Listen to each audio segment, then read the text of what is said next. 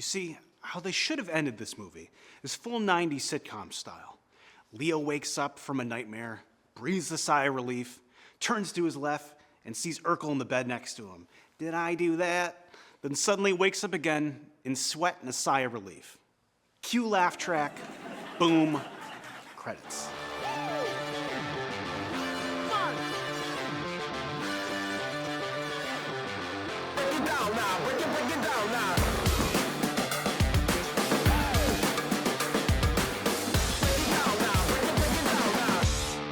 Hello, welcome to Real Wonders, a show where we talk about some of my favorite films with all kinds of movie magic and nostalgia. I am your host, Rick Masi, and today I'll be your guide through Inception, starring Leonardo DiCaprio, Joseph Gordon-Levitt, Elliot Page, Cillian Murphy, Tom Hardy, Marion Cotillard, Michael Caine, and is written and directed by Christoper Nolan. Inception is a 2010 film about Dom Cobb, a skilled thief who specializes in extracting secrets from deep within people's subconscious during their dreams. Haunted by the death of his wife Mal, Cobb is offered the chance at redemption. Perform the nearly impossible act of inception, planting an idea into someone's mind rather than stealing one.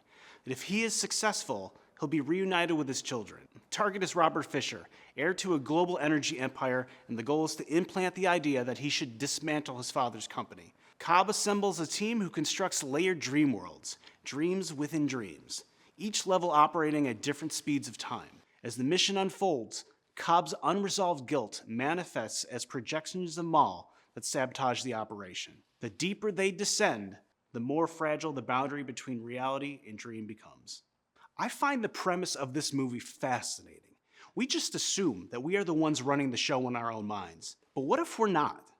What if an idea is placed right inside our head, and that idea guides our thoughts and reactions? It gets more diabolical the more that you think about it. You've actually been trained for this, Mr. Fisher. Pay attention to the strangeness of the weather, the shift in gravity. None of this is real. You're in a dream.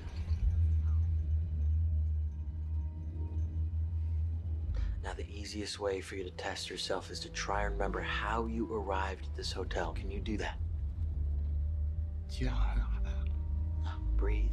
Remember your training. Accept the fact that you're in a dream, and I'm here to protect you. Go on.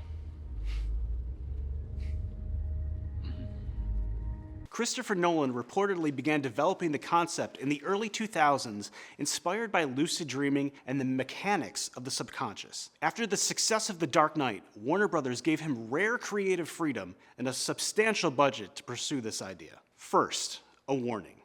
Before we dive deeper into this film is richly dense, structurally, philosophically, emotionally.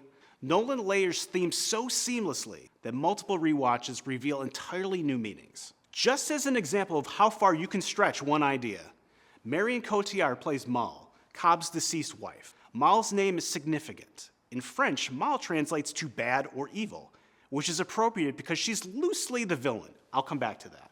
But add on top of her name, Mal is meant to be a representation of guilt and regret. And what is that Edith Piaf song we keep hearing? Not even going to try to pronounce it, but this.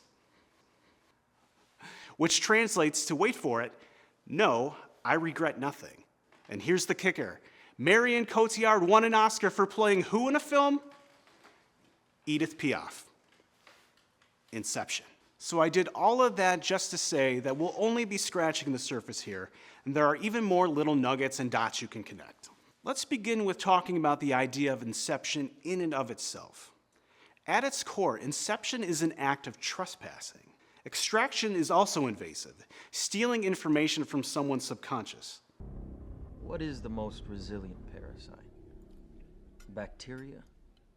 A virus? An intestinal worm? What Mr. Cobb is trying to say. An idea. Resilient, highly contagious. Once an idea has taken hold of the brain, it's almost impossible to eradicate. An idea that is fully formed, fully understood, that sticks. Right in there somewhere. For someone like you to steal? Yes, in the dream state, your conscious defenses are lowered and it makes your thoughts vulnerable to theft. It's called extraction. But planting an idea crosses into something way more intimate. Let's look at our team's strategy. persuading Fisher to dissolve his father's empire. But persuasion normally requires awareness, and Fisher never consents to this. If autonomy is rooted in the ability to create your own thoughts, then Inception is essentially identity theft.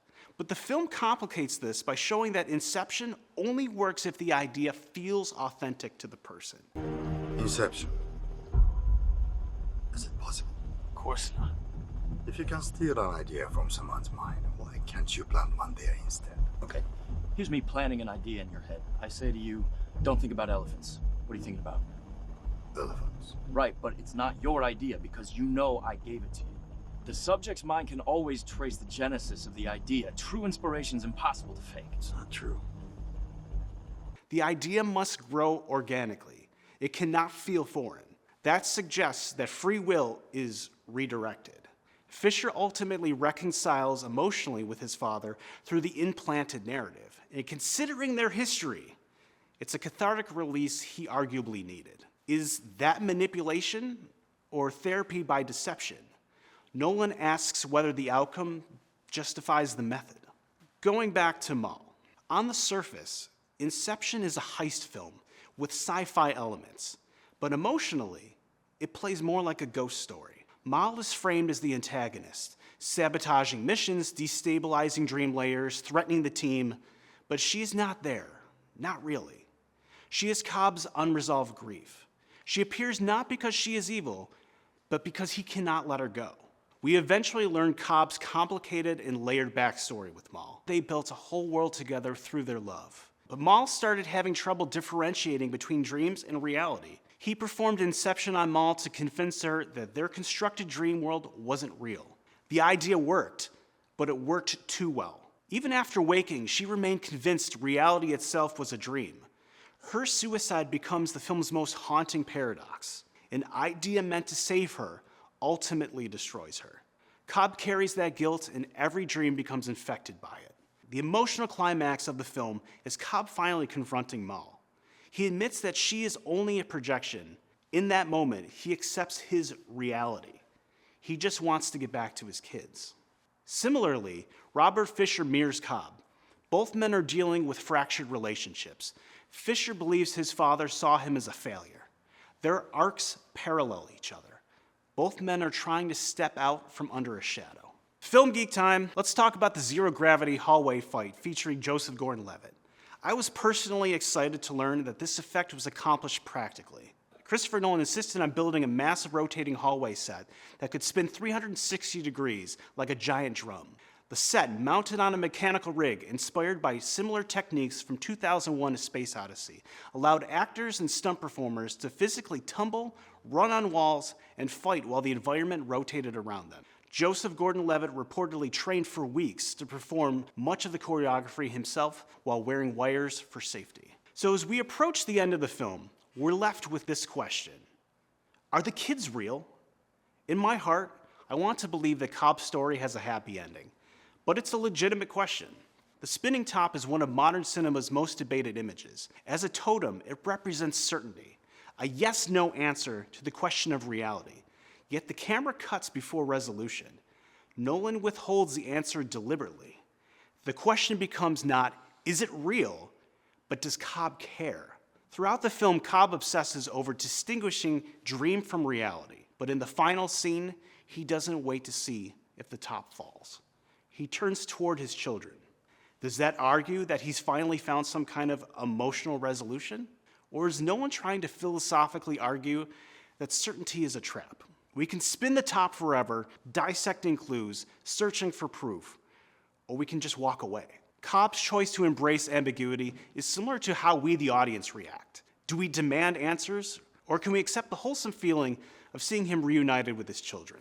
So, in closing, I am leaving you with more questions than answers, but maybe I can persuade you, without using Inception, to hit those like and subscribe buttons. Thank you for getting this far in the video. I am Rick Masi with Real Wonders.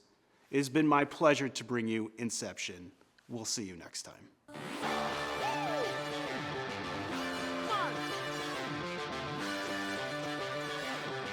Break it down now.